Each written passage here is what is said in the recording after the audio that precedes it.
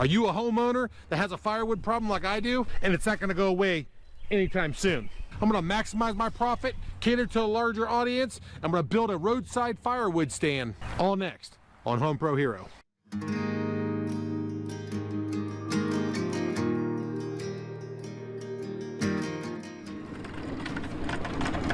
I get to try out my new little toy. If you haven't seen that video, I'll put a link in the description. Problem is, I always have trees falling down and I need to get rid of them. Instead of having them rot on the floor of the forest, I cut them up, sell them as firewood. I normally get about $80 for a rick of wood. As I build this project, I'll explain to you why I want to make more money and maximize my profit by using the roadside stand compared to selling it by the rick. Same amount of work, not as much firewood, more profit, more money. It's a win-win. Let's start building. When it comes to material, it's pretty simple. I got that cedar tone. Basically, it's green AC2, but it's just brown. You get it at Menards. It does have a better penetration factor. I heard it's 3/4 deeper than the traditional green stuff, so it's better stuff, and it looks better. It's brown, not green. 2 liquid nails, probably won't need both. 2 boxes of screws, 3-inch deck screws. Good stuff. Expensive, too. I got 20 2x4s. I got 1 2x8, 2 2x6s, and I got a 4x4 over there on the workbench. That's it. Luckily, I already had the roof from the Pavilion Smokehouse. I had 1 sheet left over. It sat around all last summer. Now I'm gonna use it. It's 8 foot long. I think it's roughly 3 feet, so it should be perfect. Hey, like always, I started out with a SketchUp design, put it on the computer, got all my measurements. Should be pretty easy to cut everything ahead of time. I'm gonna build this in 3 phases. It's gonna be the bottom, the middle, and the top. Let's build the bottom real quick. First up is the legs. I need 6 16-inch legs. So I'm basically using a 4x4 by 8. Let's cut them up. No fancy cuts here. Let's cut the supports. They're 1/9. I need 8 of them. So 1 foot, 9 inches. And the last part of the bottom framing are the fronts and backs. They're right at 8 foot. But I'm gonna double check that measurement at the fence to make sure I'm not too long. I'm about to go 92.5. So 3 different sections sandwiched in 4x4s, and then I'll also put 1 dead center, not with 4x4s, just to support the upper part.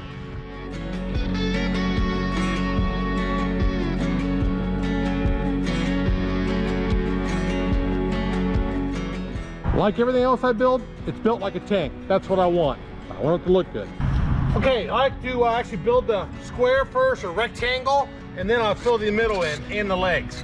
So let's focus on the ends first, and then we'll put everything together. I know there's a lot of people out there that wonder why I use liquid nails on about everything I do. Why not? It's cheap. It's $3 for a tube. If I can get that a little bit more tightness in the joints and stuff by using glue, I'm gonna do it every day of the week.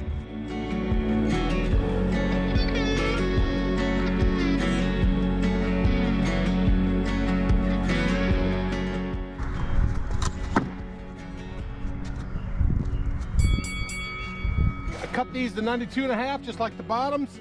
Everything fits nice. I went with 2x6s here and here, just because they were like $2 more than 2x4s, and it gives me more of a deck. It's not a bad bench. Maybe I should just stop right now and just use it as a park bench. Now let's build the sides. Gotta cut a bunch of pieces real quick. Let me get them all cut, and I'll show you exactly what I did here in a minute.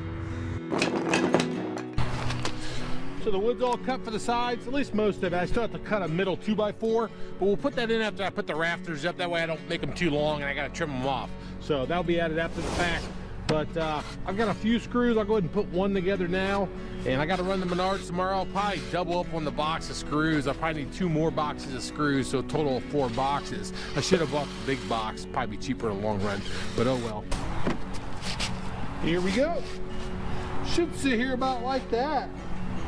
I like the size. Looks pretty good.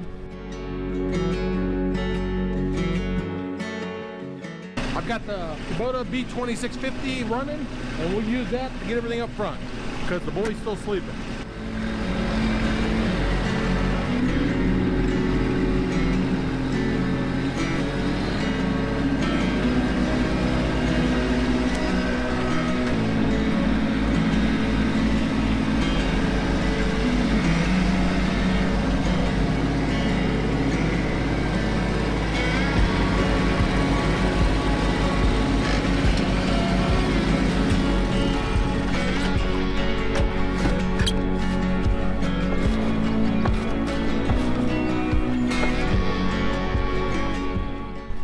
15 3/4 inch in between each bin. I got a spacer for this reason.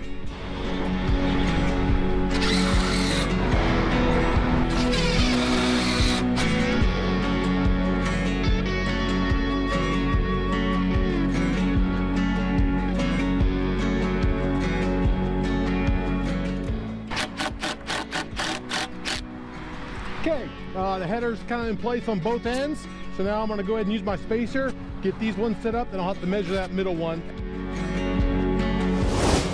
Kind of sucks, I had to run to Menards again to get more wood. I underestimated a couple boards. I picked up another 2x6 and another 2x8 for the sides. So I'll have the complete list of all the lumber I used in this project in my description, along with all the tools that I used too. All right, put the back on like we did the front.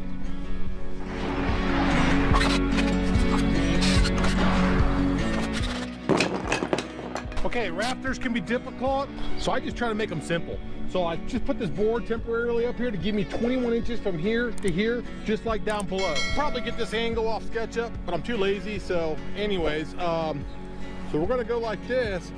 We're gonna put the tip of the board right there, and then backside I'm just gonna mark it real quick. You can see this is my angle, so now we're gonna go match it up on the miter saw.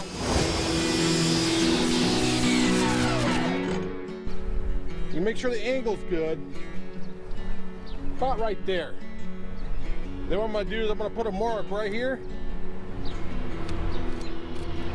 and a mark right here. Perfect. Now let's make all the others. Super easy. If you're ever working with somebody else and they aren't as experienced as what you are, have them do rafters after you make the template. It's a crappy job. No one wants to do it, including myself. It's just repetitive, it's boring. So anyways, let's go see if they all fit.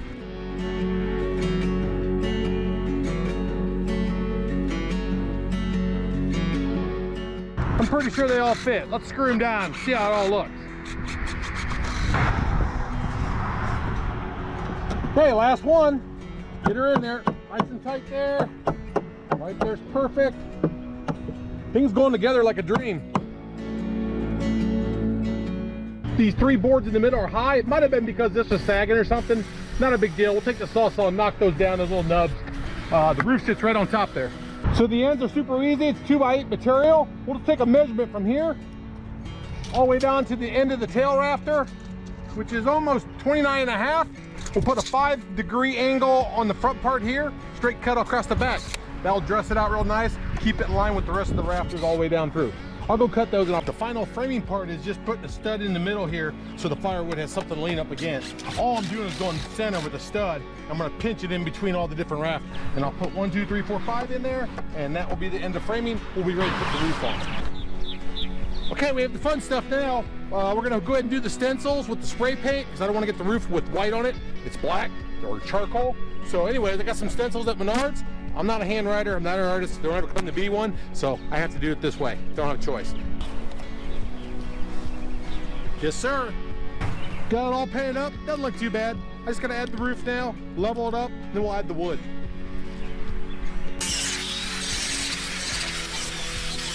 That sucks. Took forever. I got it. Got the roof all cut finally. I can put blocks in here to fasten the roof to, so 4 blocks real quick, about 15.5. Always wear gloves when you deal with the roof, especially when it's been cut sloppy like I did.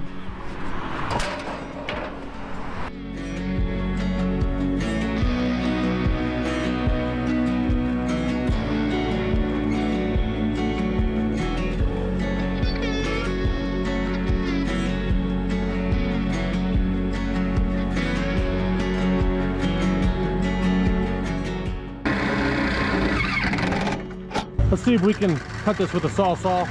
It may not be pretty, but it's a firewood stand at the end of the day. Let's see what we can do. Got a super long gauge this time. You definitely don't want to lick that edge, but it's good enough. All right, let's check it out. Just took a little bit out of the back. That's money on right there. So I'll cut a couple of blocks and then we'll use a screw and just kind of keep it in place. Should be fine. It's not gonna take much to hold it. Close but no cigar. Forgot the pay box. We'll open it tomorrow.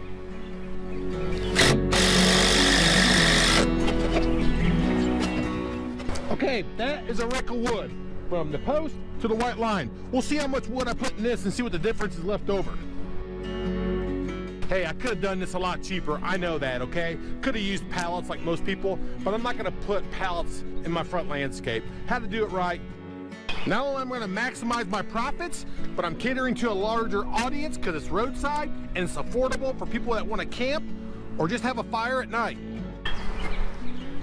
Don't get me wrong, you're not gonna make a living off selling firewood roadside by no means, but I have to get rid of it. This is the easiest way. I might as well get the most of my money by selling it out front for more money that I'll get selling it back here. Why not give him a bonus piece? I had it in the tractor. She's all filled up and she's ready for business. Let's go see what we got left after we stock the firewood stand. We'll say it's at 3 foot. I have 3 foot left of an 8 foot run at 4 foot high. So I have 1 rick for 80, 2/3 of it gone up front for 120, and I still have a third left. I'm gonna get $180 for the same rick I used to get $80 for. So what do I have in it? Just under $300, which means I have to sell 10 of these to get my money back. Shouldn't be a problem, at least I hope. That's a wrap for the roadside firewood stand. If you liked the video, give me a thumbs up, make sure you subscribe, and I'll see you next time.